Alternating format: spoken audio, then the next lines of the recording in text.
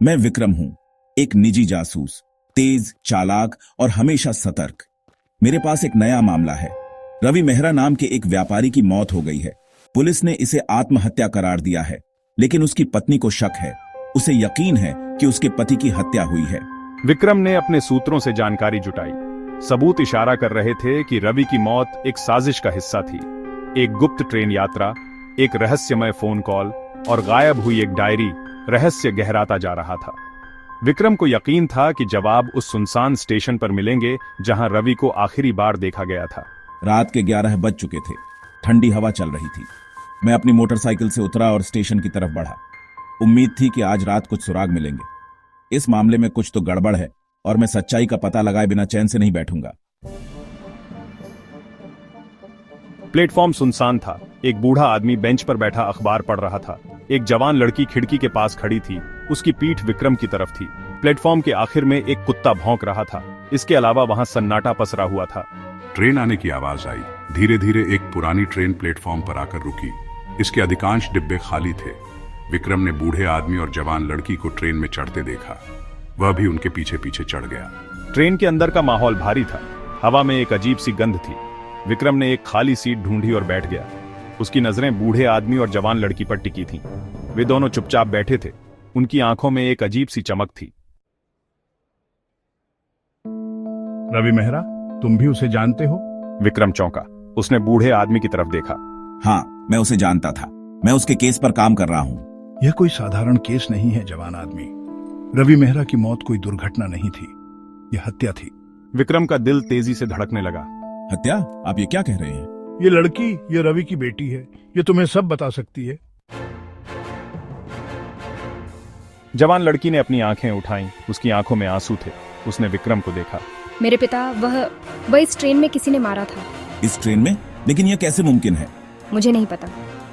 मुझे बस इतना पता है कि कातिल अभी भी इस ट्रेन में ही है और वह मुझे भी चुप करा देना चाहता है। विक्रम को समझ नहीं आ रहा था कि क्या करे। क्या यह सच था? क्या इस ट्रेन में सचमुच एक कातिल छुपा था? और अगर हाँ, तो वह कौन था? ट्रेन तेजी से अंधेरी रात में भागी जा रही थी, अपने साथ एक खौफनाक रहस्य लिए हुए। आगे क्या होगा? क्या विक्रम इस राज से पर्दा उठा पाएगा? ट्रेन जैसे ही अंधेरी सुरंग में दाखिल हुई, डिब्बे की लाइट हल्की हल्की झपकने लगी। विक्रम की नजरें उस बुजुर्ग और युवती पर टिकी थीं। तुम्हें कैसे पता कि रवि मेहरा की हत्या हुई? विक्रम ने बुजुर्ग से पूछा। बुजुर्ग ने गहरी सांस ली। क्योंकि मैं भी उसी आदमी के पीछे था जिसने उसे मारा, और अब वो हमें भी खत्म करना चाहता है। विक्रम ने गौर किया कि युवती अजीब तरीके से मुस्कुरा रही थी। उसकी आंखों में एक रहस्यमयी चमक थी। क्या तुम दोनों को नहीं लगता कि यह सफर बहुत लंबा हो रहा है? युवती ने धीमी आवाज में कहा। ट्रेन सुरंग में थी, लेकिन बाहर कोई रोशनी नहीं दिख रही थी, मानो ट्रेन एक अनंत अंधकार में समा गई हो। अचानक डिब्बे का दरवाजा खुला और एक नकाबपोश आदमी अंदर दाखिल हुआ। उसके हाथ में साइलेंसर लगी पिस्तौल थी।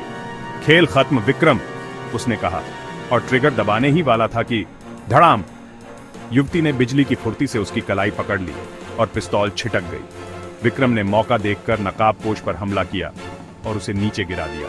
लेकिन तभी बुजुर्ग आदमी जोर से चिल्लाया, मत मारो! यह तुम्हारा असली दुश्मन नहीं है। विक्रम रुका, लेकिन तभी नकाबपोश ने जेब से एक चाकू निकाल लिया और विक्रम पर वार करने ही वाला था कि युवती ने झट से उसे गर्दन पर वार करके बेहोश कर दिया। रहस्य खुला! अब वक्त आ गया है कि तुम सच जानो विक्रम, युवती ने कहा। उसने अपनी जेब से एक फाइल निकाली और विक्रम के हाथ में थमा दी। रवि मेहरा की हत्या एक बड़े षड्यंत्र का हिस्सा थी। असली कातिल कोई और है और वो तुम्हें भी मारना चाहता है। विक्रम ने फाइल खोली। उसके अंदर उसकी खुद की तस्वीर थी और नीचे लिखा था, अगला निशाना। क्या विक्रम इस खेल से बच पाएगा? असली मास्टरमाइंड कौन है? फाइल के पन्ने पलटते ही विक्रम के चेहरे का रंग उड़ गया। उसकी खुद की तस्वीर पर बड़े अक्षरों में लिखा था, अगला निशाना। विक्रम ने युवती की ओर देखा। तुम कौन हो और यह सब क्या है? युवती ने गहरी सांस ली। मेरा नाम रिया है। मैं रवि मेहरा के लिए काम करती थी, लेकिन जब उसने इस षड्यंत्र का पता लगाया तो उसे मार दिया गया। मैं तब से कातिल को ढूंढ रही थी और अब वो तुम्हारे पीछे है। बुजुर्ग आदमी ने सिर झुका लिया। रिया सही कह रही है। इस ट्रेन में कोई और भी है जो हमें देख रहा है और हमें रोकने की कोशिश करेगा। एक और बार। ट्रेन अचानक झटके से रुक गई। डिब्बे में एक गहरी खामोशी छा गई थी। चारों तरफ सिर्फ अंधेरा था, जैसे पूरी दुनिया कहीं गायब हो गई। विक्रम ने अपनी जेब से पिस्तौल निकाली और धीरे धीरे दरवाजे की तरफ बढ़ा। तभी पीछे से एक धमाका हुआ। बैंग! गोलियां चली और ट्रेन के शीशे चकनाचूर हो गए। डिब्बे के कोने में खड़ा नकाबपोश आदमी अचानक उठ खड़ा हुआ और उसने अपनी पिस्तौल सीधे बुजुर्ग आदमी की ओर तान दी। खेल खत्म! नकाबपोश आदमी चिल्लाया। रिया ने तुम्हें सही बताया विक्रम, पर एक बात वो भी नहीं जानती, असली मास्टरमाइंड कोई और नहीं बल्कि वही आदमी है जिसे तुमने अपना सबसे बड़ा दोस्त समझा था। सच्चाई का खुलासा विक्रम को एक झटका लगा। क्या? नकाबपोश ने धीरे धीरे अपना मास्क उतारा और विक्रम के पैरों तले जमीन खिसक गई। अभय? विक्रम बुदबुदाया। अभय, विक्रम का सबसे पुराना दोस्त, उसका बिजनेस पार्टनर और सबसे भरोसेमंद इंसान, पूरे षड्यंत्र का असली मास्टरमाइंड निकला। हाँ विक्रम, यही सच्चाई है, अभय ने हंसते हुए कहा। रवि मेहरा को रास्ते से हटाना जरूरी था क्योंकि वो हमारे प्लान में रुकावट डाल रहा था, और अब तुम्हारी बारी है। अभय ने ट्रिगर दबाने ही वाला था कि रिया ने बिजली की फुर्ती से अपनी छुपी हुई पिस्तौल से गोली चला दी। धड़ाम! अभय जमीन पर गिर पड़ा। उसकी आंखों में शौक था और आखिरी शब्द निकले, ये नहीं हो सकता।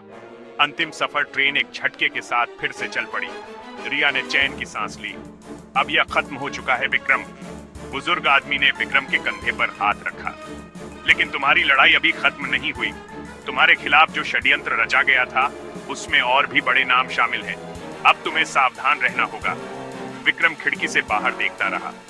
ट्रेन शहर की रोशनी में दाखिल हो चुकी थी, लेकिन उसके मन में अब भी सवालों का अंधेरा था। खेल अभी खत्म नहीं हुआ, उसने मन ही मन कहा। समाप्त, या शायद एक नई शुरुआत।